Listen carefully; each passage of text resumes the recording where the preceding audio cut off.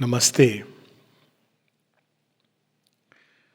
1922 में 25 अक्टूबर को श्रीमान श्री अरविंद लाइब्रेरी हाउस में उन्होंने रेंट पर लिया और वहाँ पे उन्होंने रहना प्रारंभ किया, गेस्ट हाउस से शिफ्ट होकर। ये वही हिस्सा है, मेन आश्रम बिल्डिंग का हिस्सा है, अभी हम जिसको मेन आश्रम बिल्डिंग कहते हैं। और वहाँ पे कलेक्टिव मेडिटेशन गेस्ट हाउस में ही शुरू हो गए थे, लेकिन वहाँ पे ये मेडिटेशन और अधिक गंभीर होने प्रारंभ हो गए।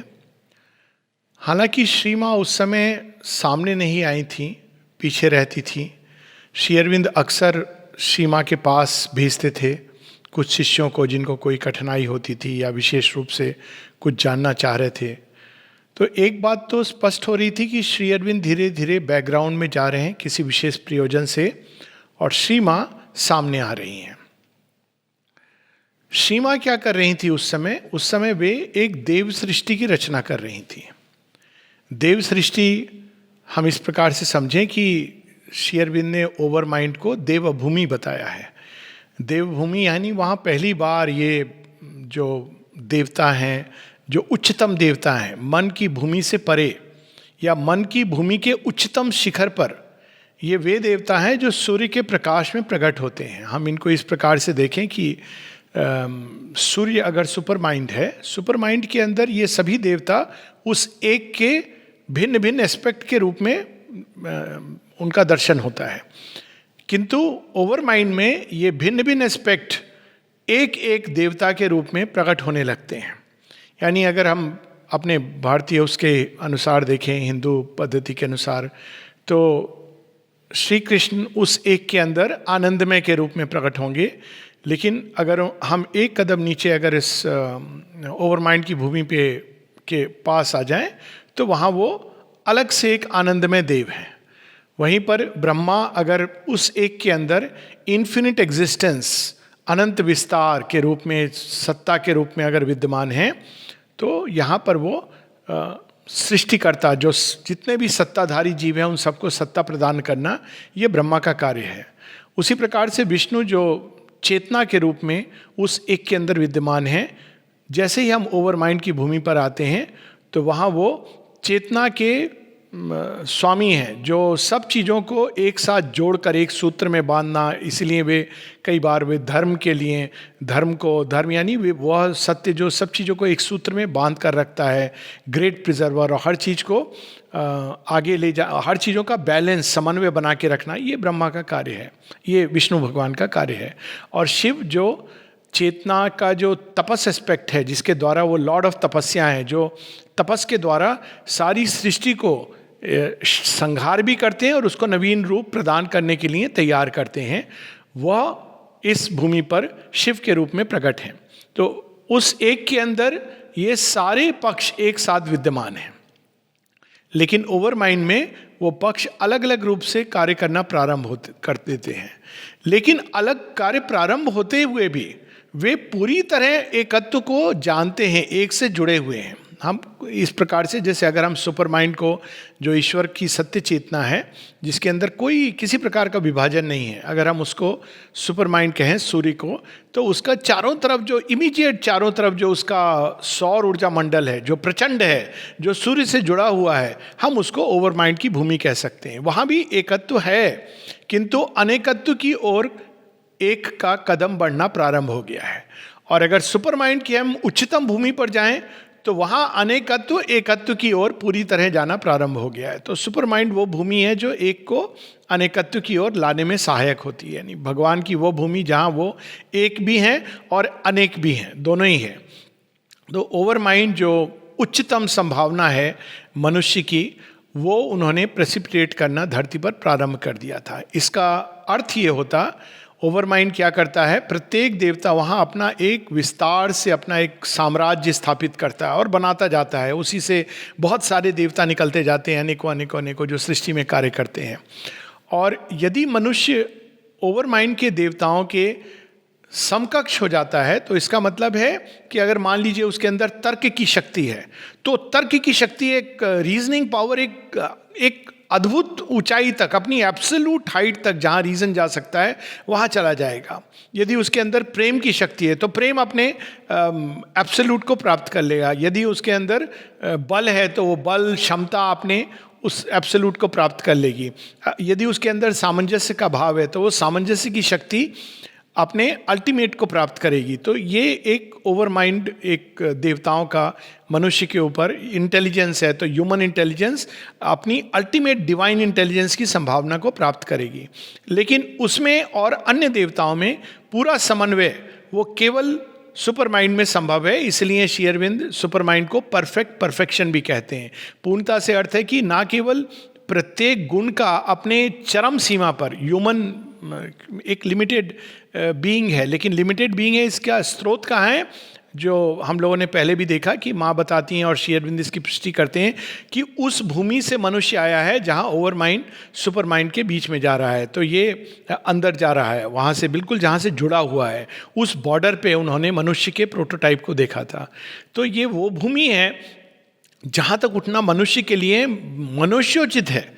ये हम सबका एक, हम भूल गए हैं, इसीलिए हम अभी जाकर हम लोगों का आकर्षण भी होता है इस देवता के प्रति, उस देवता की प्रति, परंतु वास्तव में ये हमारे अंदर की ही संभावना है जो हम भूल चुके हैं, और भूलने का बहुत सारे उसके कारण हैं। तो वे देव सृष्टि की रचना करके एक एक मनुष्य को जो उस समय थे उस भूमि पर उठा रही थी, और उस भूमि के देवों की ऊर्जा, देवताओं की ऊर्जा, उस भूमि के देवताओं का इन्फ्लुएंस, उस भूमि के देवताओं का प्रकाश वो मनुष्य में उतार रही थी। जैसे कि अमृतदा, उनके अंदर ब्रह्मा की चेतना, या नलनीदा, उनके अंदर वरुण की चेतना इत्यादि, ये देवताओं का और मनुष्य का जो पुराना हम वैदिक काल में देखते हैं कि आदान प्रदान वो प्रारंभ हो गया था। लेकिन वो केवल आदान प्रदान नहीं था, उनकी चेतना वास्तव में मनुष्य के अंदर कार्य करने लगी थी और उसको मोल्ड करने लगी थी। ये कार्य 1926 में लगभग अपनी पूरी समाप्ति पर आ रहा है। इतने अद्भुत अनुभव होते थे, इसको कई लोग कहते हैं कि गोल्डन पीरियड ऑफ आश्रम, लेकिन वो गोल्डन पीरियड नहीं है, गोल्डन पीरियड के लगभग जैसा है। अनेकों मिरेकुलस अनुभव हो रहे थे लोगों को, और ऐसा लग रहा था कि पूरी हवा में ही चमत्कार है। नाना प्रकार के अनुभव हो रहे थे जिसके बारे में वो लिखते थे। नाना प्रकार के बीइंग्स उनके सीमित मनुष्य के अंदर डिसेंड कर रहे थे। तो ये सब उन्होंने करना प्रारंभ कर दिया था। सीमा के लिए ये सहज, सरल, सुलभ था। और इसी ओवर माइंड क्रिएशन के दौर में हम देखते हैं कि 24 नवंबर 1926 को एक घटना होती है जिसको आज सिद्धि डे के नाम से और फिर कालांतर में दर्शन डे के नाम से जाना जाता है, कि श्री कृष्ण पूरी तरह श्री अरविंद के देह के साथ एक हो जाते हैं। अब इस घटना के बारे में बहुत तरह से बहुत लोगों ने बहुत कुछ लिखा है। श्री अरविंद ने कहा कि श्री कृष्ण, श्री अरविंद और श्री माँ की वाणी में हम लोग पहले देख लें।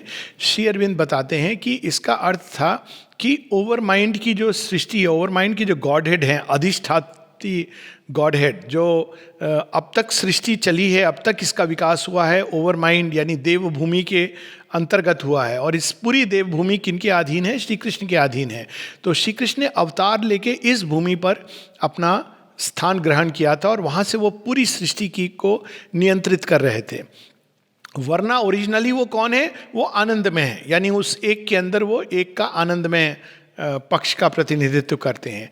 लेकिन ओवर माइंड पे अवतार जब उन्होंने लिया, क्योंकि संसार उसके आगे जाने के लिए तैयार नहीं था, तो उन्होंने ओवर माइंड पर अपनी भूमि को, अपने स्थान को ग्रहण किया और वहाँ से वो पूरी सृष्टि को निर्धारित कर रहे थे। मानव देह में अवतार की लीला भी कर रहे थे। ये श्री कृष्ण का श्री अरविंद के अंदर आना मतलब ओवर माइंड की चेतना का पूरी तरह फिजिकल बॉडी, फिजिकल मैटर में प्रवेश कर जाना। ये स्वाभाविक था कि ये नेचुरल है कि यदि ये हो गया तो अब ये निश्चित है कि अब नेक्स्ट स्टेप जो है सुपर माइंड का पूरे भौतिक शरीर में आना और फिजिकल वातावरण में, मटेरियल जड़ जगत में उतरना, ये निश्चित हो गया था। अब इस पे कई प्रकार के प्रश्न उठते हैं कि कौन से श्री कृष्ण थे जो श्री अरविंद के देह में आए। किसी ने श्री अरविंद से पूछा कि इसका क्या मतलब हुआ, क्या आप हर तरह के लोग हैं कि आप श्री कृष्ण से आगे चले गए, इत्यादि इत्यादि। श्री अरविंद उसके बारे में उनकी एक बड़ी सुंदर एफोरिज्म है किस श्री कृष्ण को मैं चुनौती दूं? गीता के श्री कृष्ण जो परात्पर भगवान, परमात्मा, पार ब्रह्म परमेश्वर हैं, विश्वेश्वर हैं, ब्रह्मांड के स्वामी हैं, सर्वव्यापी वासुदेव जो सबके हृदय में वास करते हैं, या वे भगवान जिन्होंने वृंदावन, द्वारका एवं कुरुक्षेत्र में अवतरित हुए एवं जो मेरे योग के मार्गदर्शक रहे तथा जिनके साथ मेरा तादात्म्य संसिद्ध हुआ। तो यहाँ ये तादात्म्य की बात कर रहे हैं। श्री माँ इसको और स्पष्ट करती हैं, श्री कृष्ण अपने आप में सच्चिदानंद भगवान हैं और अवतार के रूप में वही सच्चिदानंद भगवान से सारे अवतार आते हैं। श्री अरविंद भी वहीं से आते हैं, श्री राम भी वहीं से आते हैं, श्री कृष्ण भी वहीं से आते हैं। किंतु प्रत्येक अवतार मनुष्य के नेक्स्ट स्टेप के लिए जो विकास की आवश्यकता है वो उस भूमि पर अपना स्थान ग्रहण करते हैं। हम इसको इस प्रकार से देखें कि एक जस्ट समझने के लिए कि एक पीएचडी डॉक्टर है जिसने काफ़ी पढ़ाई की है, लेकिन यदि उसको एक अंडर ग्रेजुएट को पढ़ाना पड़े या प्राइमरी स्कूल के बच्चे को पढ़ाना पड़े तो अपनी बाकी चेतना को पीछे रख देगा और उस प्राइमरी स्कूल के स्तर पर आकर बात करेगा। ये हम माता जी में देखते हैं कि वो सबके बच्चों के स्तर पे बच्चे की तरह, बड़ों के स्तर पर बड़ों की तरह, ज्ञानी योगियों के स्तर पे ज्ञानियों की तरह, ब्रह्म ज्ञानियों के साथ ब्रह्म ज्ञानी की तरह, सबके साथ वो उस लेवल पर आकर के बात करती हैं। किंतु वही पीएचडी स्कॉलर जो है, पीएचडी का जो डॉक्टरेट है, यदि उसको पोस्ट ग्रेजुएट को पढ़ाना पड़े तो वो दूसरे प्रकार से अपना ज्ञान को प्रकट करेगा। तो सभी अवतार सच्चिदानंद भगवान से आते हैं, अलग अलग नहीं आते। इन सब के बीच कोई प्रतिस्पर्धा नहीं है। किंतु प्रत्येक अवतार सृष्टि को आगे ले जाने के लिए अपनी भूमि, स्थान का चुनाव करता है जहाँ से अब सृष्टि जहाँ तक जा सकती है। और इसका हम उदाहरण एक देख सकते हैं कि गीता एक समन्वयात्मक योग है जहाँ श्री कृष्ण उस समय तक जो कुछ भी मनुष्य ने योग यात्रा जिस जिस तरह से की थी, सांख्य के द्वारा, ज्ञान के द्वारा, भक्ति के द्वारा, कर्म के द्वारा, भक्ति तो विशेष रूप से श्री कृष्ण ने प्रकट की, इन सबको वो समन्वय करते हैं और मनुष्य को आगे ले जाते हैं। किंतु अगर हम बाद का इतिहास देखें तो तंत्र भी आता है, मेटीरियलिज्म आती है, जड़वाद आता है, और अब आगे इसको भी लेना है और एक सिंथेसाइज करना है एक आने वाले योग में, आने वाले युग के लिए। मेटीरियलिज्म भी है, मनुष्य की मनुष्य देह के बारे में मनुष्य का इतना ज्ञान बढ़ा है, वो जानना चाहता है इसके बारे में भी, इसकी नियति क्या है, केवल आत्मा की नियति से मनुष्य संतुष्ट नहीं है। तो वो सारी चीज़ों को आगे ले जाने के लिए अब हम देखते हैं कि श्री अरविंद आते हैं पूर्ण अवतार के रूप में इन सब चीज़ों को एक नया सिंथेटिक रूप देने के लिए। पहली बात ये। दूसरी बात, श्री कृष्ण, श्री अरविंद, ये सब एक ही सच्चिदानंद ब्रह्म से आए हैं। किंतु जब ये मानव शरीर धारण करते हैं, मानव लीला करते हैं, तो इनकी एक मानवीय दिव्य पर्सनालिटी, या हम कहें ह्यूमन डिवाइन पर्सनालिटी, इस धरती के साथ संबंध जोड़ती है लीला के कारण। क्योंकि अगर वो साक्षात अपने ब्रह्म स्वरूप में आएंगे तो हम संपर्क नहीं कर पाएंगे। उसके लिए योगी हैं, जो योगी हैं, जो अंदर जा कर के उनके साथ संबंध जोड़ते हैं और श्री कृष्ण को सच्चिदानंद घनश्याम के रूप में पाते हैं। लेकिन धरती पर लीला के लिए लीलार्थ वे एक ह्यूमन डिवाइन पर्सनालिटी एज्यूम करते हैं, और वो पर्सनालिटी धरती को छोड़कर नहीं जाती।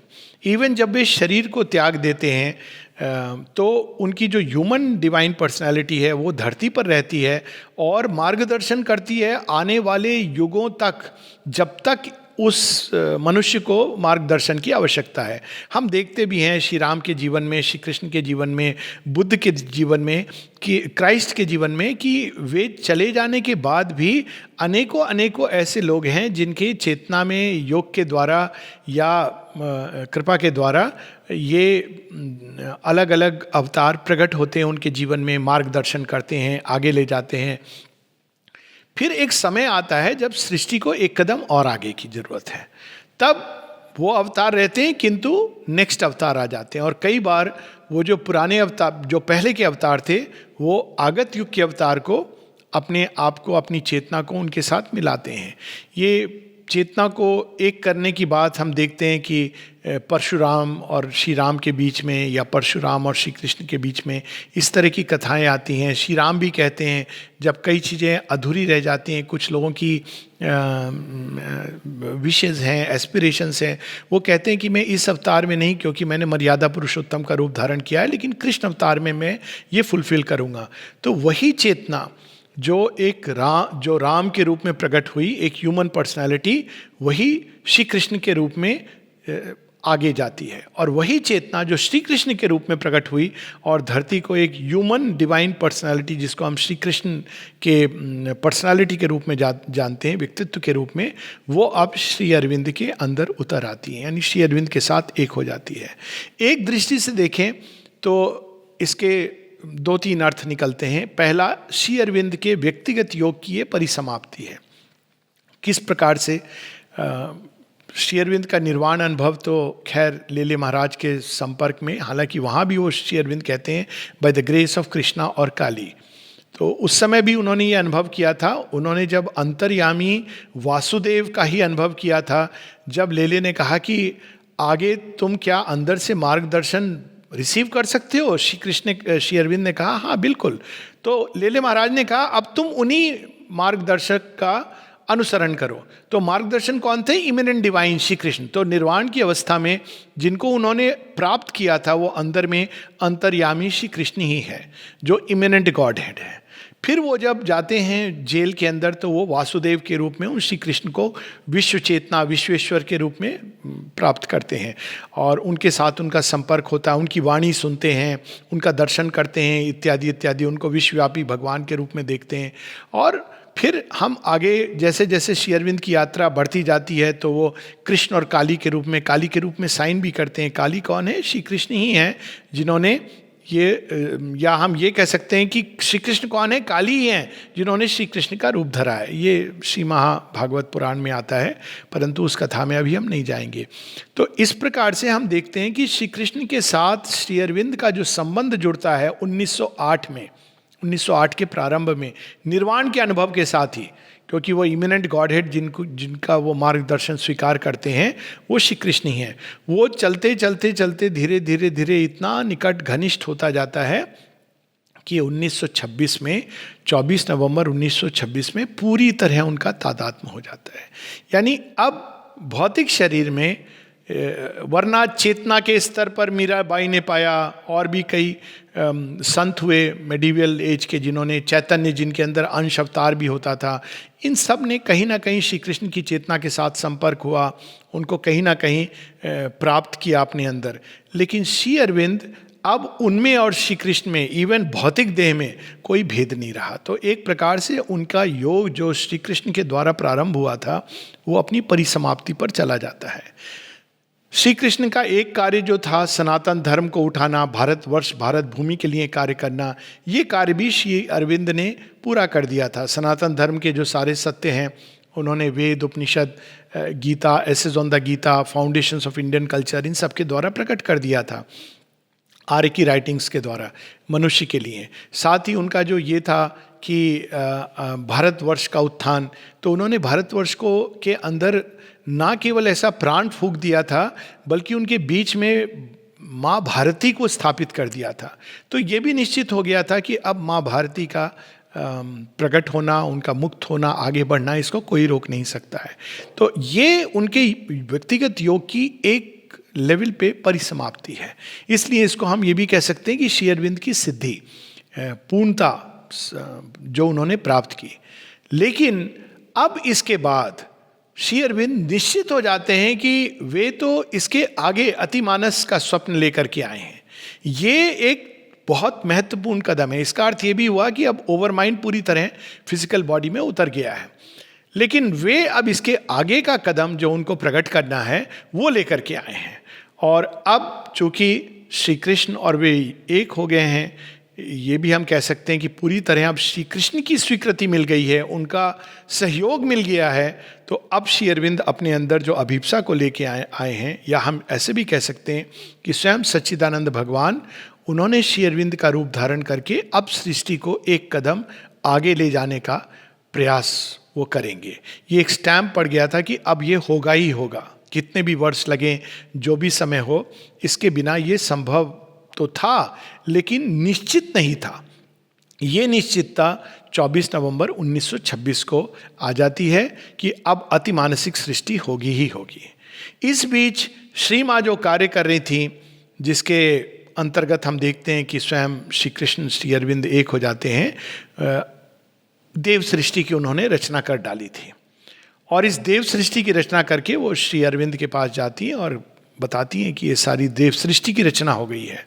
श्री अरविंद कुछ क्षण मौन रहते हैं और श्री माँ को बताते हैं कि हाँ, ये तो अद्भुत है, और इसके द्वारा यदि हम चाहें तो एक ऐसा रिलीजन बना सकते हैं जिसका सानी कोई धर्म ना रहा हो, यानी पूरे विश्व को कॉन्कर करने वाला एक रिलीजन बन सकता है। हम देखते हैं कि श्री कृष्ण के नाम पर, बुद्ध देव के नाम पर भी लोगों ने रिलीजन बनाए। तो ओवर माइंड की सृष्टि में ये भी संभावना होती है, क्योंकि प्रत्येक देवता ओवर माइंड का अपने आप में अपना एक साम्राज्य बनाता है, और ये संभव है कि वो साम्राज्य, क्योंकि श्री कृष्ण उच्चतम है, तो यदि आनंदमय श्री कृष्ण के नाम पर, नॉट वैष्णव की बात यहाँ पर नहीं हो रही है, चक्रधारी श्री कृष्ण की, किंतु अगर वो पूरा श्री अरविंद के शरीर में उतर आते हैं और उन सब के अंदर जो डिसाइपल्स थे उनके अंदर वो देवता उतरने लगते हैं, तो एक ऐसी सृष्टि की रचना हो जाएगी जो देवतुल्य होगी।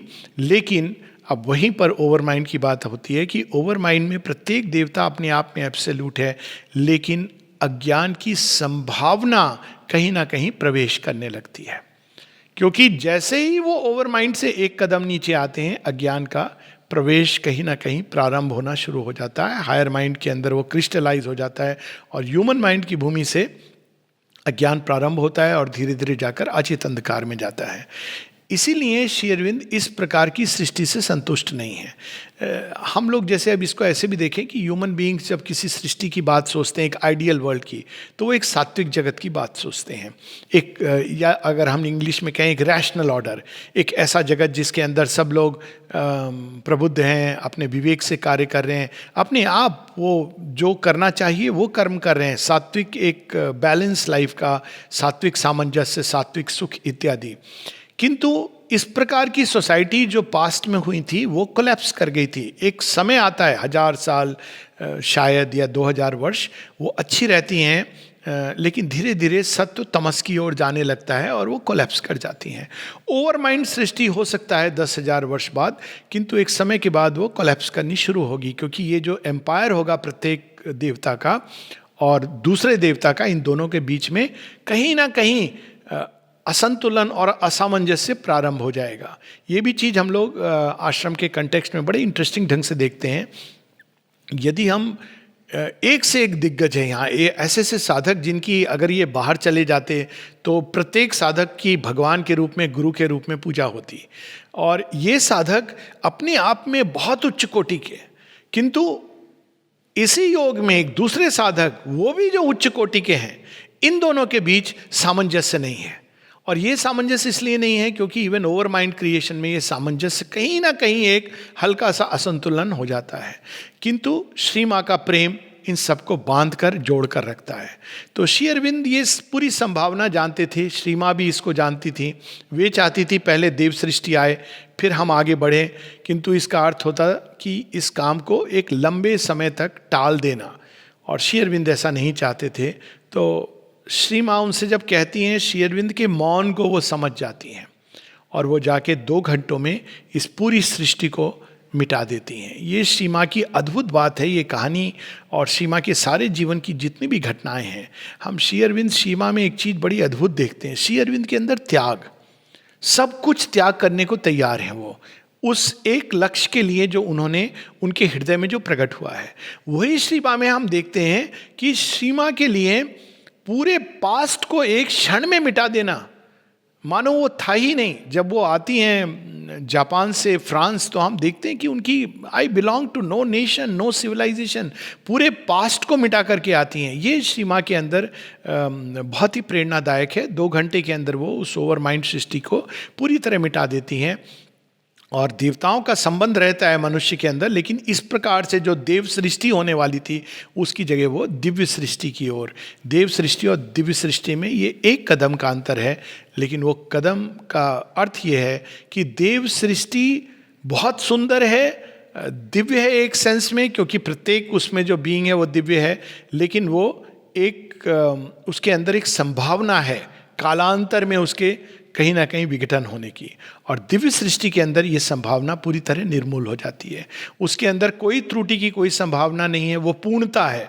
और आगे चलकर भी कितने हजारों वर्ष एक बार वो स्थापित हो जाती है, तो इससे कोई अंतर नहीं पड़ता कि सूर्य ठंडा पड़ जाए। यदि सूर्य ठंडा पड़ जाए तो जो ये दिव्य सृष्टि के बीइंग्स होंगे वो अपने ही अंदर के प्रकाश से इस संसार को प्रकाशित कर सकेंगे। वो उनको सूर्य की ऊर्जा की भी आवश्यकता नहीं रहेगी, यानी सूर्य स्वयं धरती पर कार्यरत होगा। श्री अरविंद ये पूर्णता चाहते हैं, क्योंकि प्रत्येक व्यक्ति पूर्ण, इसका अर्थ ये होगा कि प्रत्येक साधक इस योग में जो सुप्रामेंटल क्रिएशन की ओर जाएगा। हालांकि प्रत्येक साधक भगवान के किसी एक तत्व का प्रतिनिधित्व करेगा, एक पक्ष का या दो पक्ष का, किंतु अपने अंदर वो सारी चीजें धारण करेगा।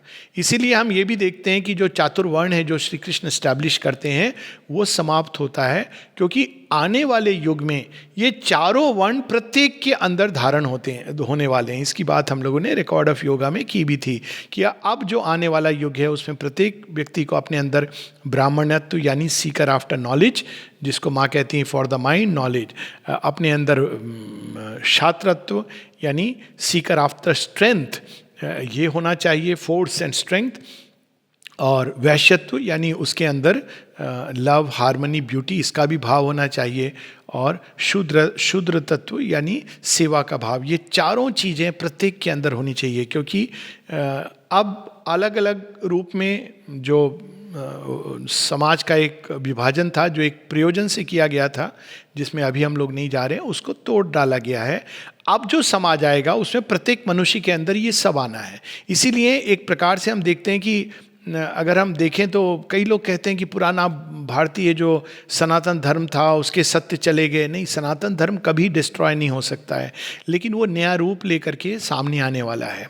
और वो नया रूप अब श्री अरविंद ने देना प्रारंभ कर दिया था। तो 24 नवंबर 1926 जो ओवर माइंड का डिसेंट हुआ, श्री कृष्ण की चेतना का, चेतना नहीं, चेतना तो उनकी पहले भी एक हो गई थी, श्री कृष्ण की पर्सनैलिटी का जो ह्यूमन डिवाइन व्यक्तित्व है उसका श्री अरविंद के साथ एक हुआ, एक होना जो संभव हुआ, उसके बाद से एक नवीन दिव्य सृष्टि की रचना। लेकिन सृष्टि यदि नवीन और दिव्य, बिल्कुल ऐसी सृष्टि जिसके अंदर कोई भी भविष्य में एरर की संभावना ना हो, जो सब तरह से, जिसको हम कहें कि ठोक बजा के पूर्ण हो, जिसमें किसी भी तरह की मिस्टेक की संभावना ना हो। मॉडर्न लैंग्वेज में हम कहें सिक्स सिग्मा भी नहीं, सिक्स सिग्मा में भी 1 in million संभावना होती है त्रुटि की। तो वैसी ही नींव मजबूत होनी होगी। तो माँ ने इस पूरे अनुभव को हटाकर 1927 के बाद और गहरे उन्होंने उतरना शुरू किया, ठीक निश्चेतना के अंदर। जो सीमा का पहले का भी अनुभव है कि प्रथम अवतार को वो देखती हैं और वो आंखें खोलते हैं, तो ठीक निश्चेतना के अंदर जाकर के वहाँ पर उन्होंने कार्य प्रारंभ किया नवीन सृष्टि का। स्वाभाविक था, लोगों ने पूछना शुरू किया कि हमें वो बड़े सुंदर अनुभव हो रहे थे, वो कहाँ चले गए। तो माँ कहती हैं कि now for the hard labour वो एक प्रॉमिस है ऑफ द फ्यूचर, बल्कि जो फ्यूचर होगा वो इससे भी आगे का होगा। और इस योग में कई बार हम लोग देखते हैं, क्योंकि लोग ये पूछते हैं कि जब प्रारंभ में हमें बड़े सुंदर अनुभव हुए थे, बिल्कुल सही बात है, वो एक प्रॉमिस है। जैसे हम कोई, इसको हम ऐसे समझें कि जब एक कोई घर बनता है तो पहले हम ब्लूप्रिंट देखते हैं। तो ब्लूप्रिंट देख के क्या कहते हैं, इतना सुंदर, इसमें ये भी होगा, यहाँ मैं बगीचा भी लगाऊंगा, यहाँ मेरा बेडरूम होगा, वहाँ मेरा पूजा रूम होगा, इत्यादि इत्यादि।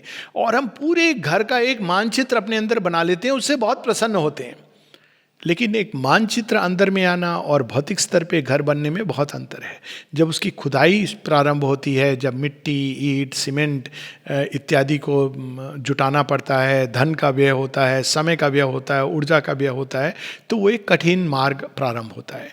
तो हम ये भी कह सकते हैं कि 1926 में जो एक जिसको हम कहते हैं golden period, it's the year of promise. तो उस समय वो सब कुछ दिखा दिया गया, जो बल्कि वो भी पूरा नहीं, क्योंकि कोई भी ब्लूप्रिंट अल्टीमेट ओवरमाइंड का ब्लूप्रिंट, देवभूमि का ब्लूप्रिंट सुप्रामेंटल ट्रूथ की बराबरी नहीं कर सकता। लेकिन एक हल्की सी झलक कि जो आने वाला है वो इससे भी अच्छा होगा, लेकिन अब हम सबको लेबर करना है। कई बार लोग ये पूछते हैं श्री अरविंद के योग से संबंधित, आश्रम से संबंधित, कि हम तो एक परफेक्ट स्थान पे जाना चाहते हैं। परफेक्ट स्थान हमें बनाना होगा, हम सबको मिलकर बनाना होगा। ये अपने आप बना बनाया स्थान अगर बना बनाया होगा और हम उसमें चले भी गए तो हम उसका आनंद नहीं ले पाएंगे। क्यों नहीं आनंद ले पाएंगे? क्योंकि जिस चीज़ को हमने बिना किसी एफर्ट के यूं ही प्राप्त कर लिया है, हम उसको यूं ही खो भी देते हैं, उसकी पूरी महत्ता नहीं समझते। इसीलिए हम देखते हैं कि जब वशिष्ठ से विश्वामित्र कामधेनु चाहते हैं, या उससे भी पुराने काल में सहस्रार्जुन वे आते हैं और परशुराम के पिता से वे कामधेनु चाहते हैं, तो उनको मना कर देते हैं। क्यों मना कर देते हैं? ये तो बड़ी लॉजिकल चीज़ कह रहे थे कि हमारे राज्य का पूरा देखभाल हो जाएगी, परंतु ये अधिकारी के पास जाना चाहिए। सो एफर्ट के द्वारा हम अधिकारी होते हैं, और ये एफर्ट भी 1926 से प्रारंभ हुआ। इसीलिए हम ये कह सकते हैं, श्री अरविंद के अपने शब्द हैं, कि हालांकि आश्रम की कोई फॉर्मल डेट नहीं है, क्योंकि जैसे जैसे डिसाइपल्स आए, एक नई सृष्टि की प्रारंभ की ओर सीमा ले जाने लगी।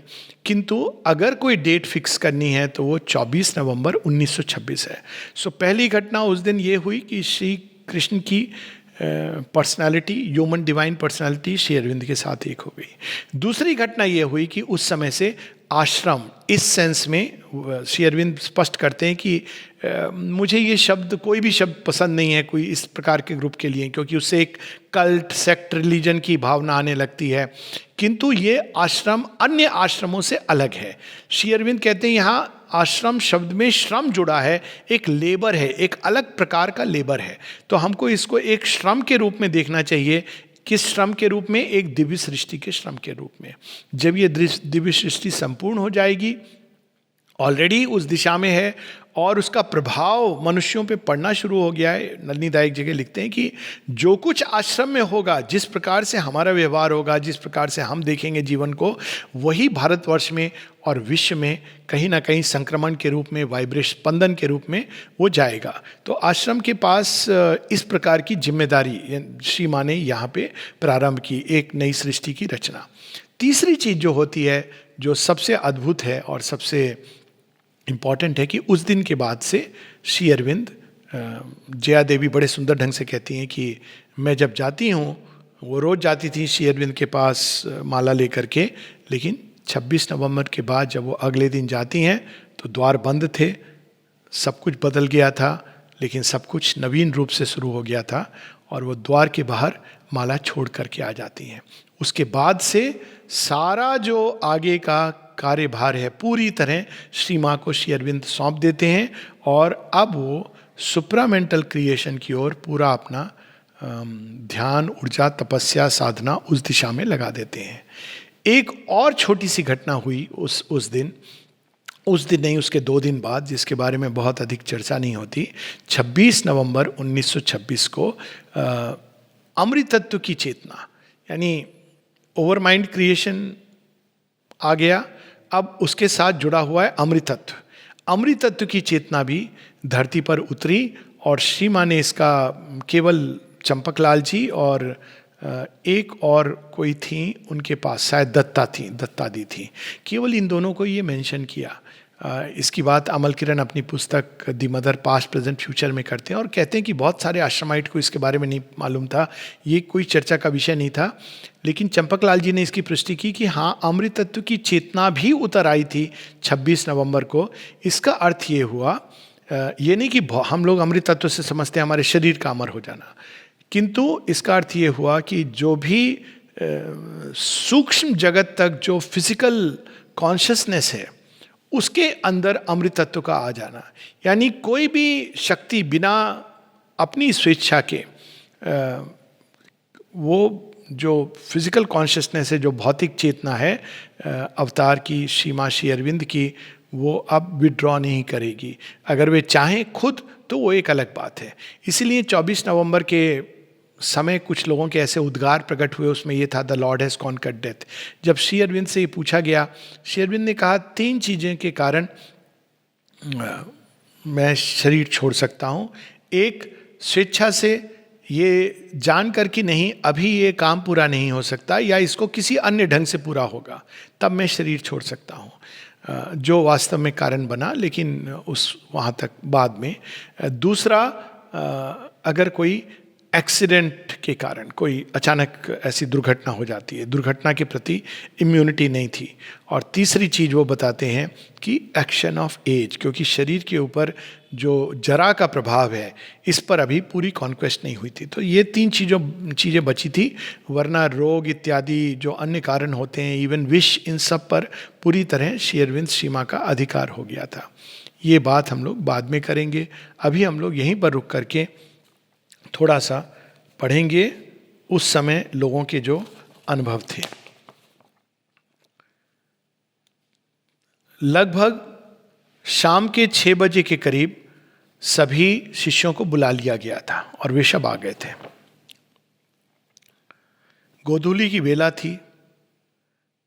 वेरेंडा में श्री अरविंद के द्वार के पास उनकी ठीक कुर्सी के पीछे गोल्ड लेस में 3 ड्रैगन्स जो एक दूसरे को की पूंछ को चेस कर रहे हैं, ये पीछे में टंगा हुआ था एक पर्दा। अब ये सीमा बाद में बताती हैं कि इसका सिग्निफिकेंस क्या है, लेकिन एक सिग्निफिकेंस ये है कि एक पुरानी चीन में एक प्रोफेसी थी कि सत्य कब प्रकट होगा पृथ्वी पर, जब आकाश के वहाँ ड्रैगन एक सिंबल माना जाता है शक्ति का और ईश्वर का। ठीक अब नहीं, अब तो खैर कम्युनिस्ट चाइना है, किंतु एक लंबे समय तक जैसे भारतवर्ष में एम्परर्स विष्णु को मानते थे, वैसे ही चीन में ड्रैगन्स को, जो राजा होते थे, वो ड्रैगन की शक्ति को रिप्रेजेंट करते थे। तो ये ड्रैगन जब पृथ्वी का, मन का और स्वर्ग का, ये तीनों ड्रैगन एक साथ मिल जाएंगे तो पृथ्वी के ऊपर सत्य का साम्राज्य आ जाएगा, ऐसी वहाँ पे प्रोफेसी थी। तो ये तीनों ड्रैगन्स का एक पर्दा था जो पीछे में पड़ा हुआ था। ये आधुनिक चीन की बात नहीं हो रही है, उस चीन की जो कहीं ना कहीं जुड़ा हुआ था एक उच्च सत्य से। पूरे वातावरण में एक गहन नीरवता थी। कई लोगों ने एक विशाल प्रकाश के पुंज को उमड़ता हुआ देखा जो ऊपर से नीचे की ओर आ रहा था, oceanic flood of light.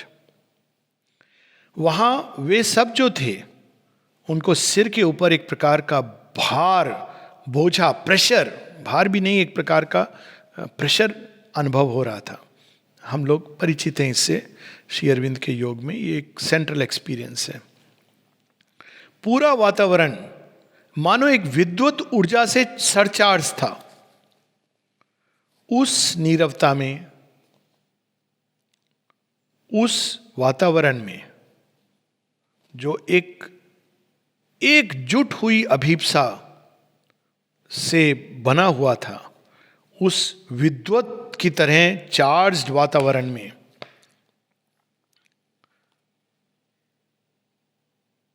Shri Arvind और श्री मां आधे खुले हुए द्वार से प्रकट हुए।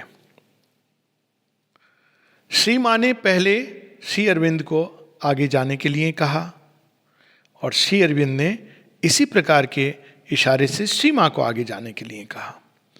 धीरे धीरे डिग्निफाइड स्टेप्स के साथ श्री मां सामने आई पहले, और उनके पीछे पीछे श्री अरविंद अपनी मैजेस्टिक गेट में, इसका इमीडिएट हिंदी ट्रांसलेशन कीजिएगा, with a slow dignified step the mother came out first, followed by Shri Aurobindo with his majestic gait. Shri Arvind के सामने जो चेयर थी उस दिन हटा दी गई थी, जो टेबल थी वो हटा दी गई थी और श्री अरविंद अपनी चेयर पर बैठ गए। श्री मां बगल में दाहिनी तरफ एक छोटे से स्टूल के ऊपर बैठ गई। आगे शिष्य वर्णन करते हैं, नीरवता, संपूर्ण एक जीवंत नीरवता, लिविंग साइलेंस, ना केवल जीवंत बल्कि दिव्यता से पूरी तरह मानो चारों तरफ से उसके दिव्यता फूट फूट कर बह रही थी। फिर सब लोग ध्यान पे बैठे, जो लगभग 45 मिनट तक का ध्यान हुआ। उसके बाद एक शिष्य श्री मां के सामने जाकर वंदना करते थे, झुकते थे, प्रणाम करते थे। ये किसी को कुछ बताया नहीं गया था, ये स्पॉन्टेनियस जेस्चर था। श्री मां एवं श्री अरविंद उनको आशीर्वाद देते थे। जब कोई शिष्य श्री मां के सामने प्रणाम करता था, श्री अरविंद का दाहिना हाथ सामने आ जाता था श्री मां के पीछे, मानो वे श्री मां के द्वारा उस शिष्य को आशीर्वाद दे रहे हैं। इस आशीर्वाद ग्रहण के बाद उसी नीरवता में फिर से एक बार थोड़ी देर का ध्यान हुआ। तत्पश्चात श्री अरविंद एवं श्री मां अंदर चले गए।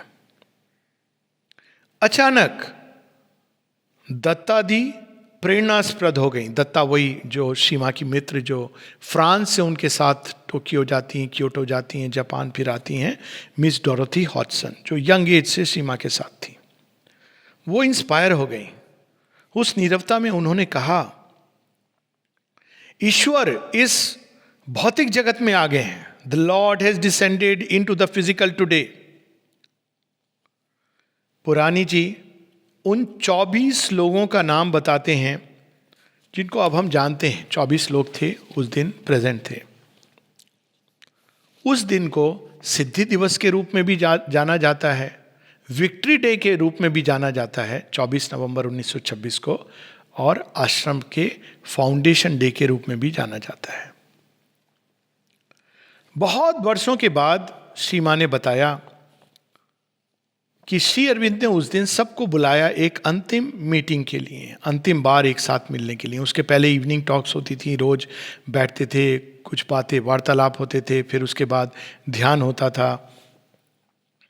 और श्री अरविंद ने उनको कहा, मैंने आज यहां तुम लोगों को यह कहने के लिए बुलाया है, आज से मैं एक और गहन गंभीर साधना के हेतु विड्रॉ कर रहा हूं। अब यह साधना पूरी सृष्टि में अतिमानस सत्य को उतारने की साधना थी। एवं श्री मां अब तुम सबका चार्ज, भार अपने ऊपर लेंगी। अब तुम लोगों को उन्हें ही अप्रोच करना है। वे ही मेरा प्रतिनिधित्व कर रही हैं और वे ही सारा कार्य करेंगी।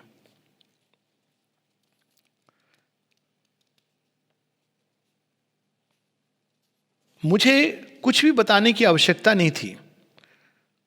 और मैं श्री अरविंद के साथ जब रूम में चली गई तो दत्ता ने बोलना शुरू किया। उन्होंने कहा कि श्री अरविंद उनके द्वारा बोल रहे हैं और सब कुछ समझाया कि श्री कृष्ण श्री अरविंद के अंदर आ गए हैं और अब श्री अरविंद सुपर माइंड की साधना के, सुपर माइंड के अवतरण की साधना के लिए, एक इंटेंस साधना के लिए वे अंदर जा रहे हैं। इसका अर्थ ये हुआ कि श्री कृष्ण पूरी तरह अब धरती पर अति मानसिक जगत के अवतरण के लिए श्री अरविंद के साथ हैं। एवं श्री अरविंद अब पूरी तरह, चूंकि वे इस साधना में रत हो जाएंगे, इसलिए उन्होंने श्री मां को सारे कार्य का और सब लोगों का चार्ज दे दिया था। उसी समय चंपकलाल जी, कनाई, मृत्युंजय, इन सब के अलग अलग उद्गार हैं, इन्होंने जो जो अनुभव किया। किंतु एक चीज़ स्पष्ट थी कि एक बहुत ही विशेष दिन था और वो एक अद्भुत प्रॉमिस है भविष्य का। जैसी बात हुई कि वो हमको अब उसके लिए तैयार होना है। ये प्रॉमिस है कि एक दिन ना केवल अतिमानसिक सृष्टि इस संसार में आएगी, किंतु अतिमानस को आधार बनाकर स्वयं आनंद लोक का आनंद, वो इस सृष्टि के कण कण में जो कहीं ना कहीं विद्यमान है, वो एक एक कोशिका में, एक एक अणु में जागृत होगा। इसी प्रॉमिस के साथ हम लोग यहाँ पे रुकेंगे। नमस्ते।